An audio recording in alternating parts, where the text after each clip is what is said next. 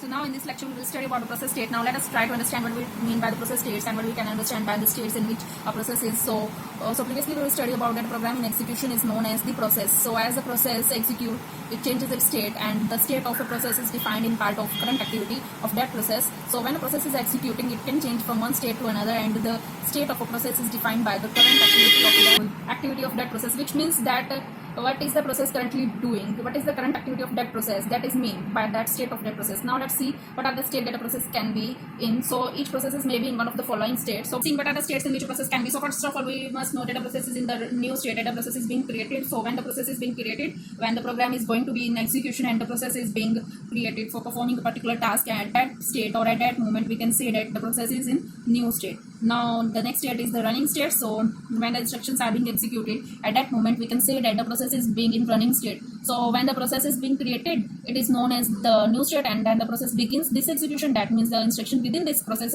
are being executed. At that moment we can say that the process is in the running state. Now there is another state that is known as the waiting state. So the process is waiting for some event to occur, such as an input output completion or reception of the signal. So we can say that a process is in the waiting state when it is waiting for some event to occur. So what can be this event? For example, for some input output completion, input output operation that needs to be completed, or we can say there is some process which are of high priority that will become, and process will be allocated to that processor. So we can means that a process has to be waited for some input output operation to be completed or reception of a signal. So if the process is in waiting state for signal to be received and it is waiting for that signal, so such are the cases that we can have.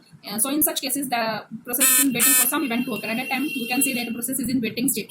Then we have the ready state. Now let's see what is the process is waiting to be assigned to the processor. So when the process has been created, that means the process has already been created, the new state is already over and there is no yet running. All right, so after the process is created, before it start running, that process has to be assigned to the processor. So that it can start running or it can start its execution. So at that moment we can say that the process is in the ready state. So that process is created and there is no yet running but is ready. So at that moment we can say that a process is in the ready state when it is waiting to be assigned to a processor, so that it can begin or resume its execution. The last one is the terminated state. So the name implies you must understood that the process has finished its execution. So the process finished its execution, then we can say that the process is in the terminated state.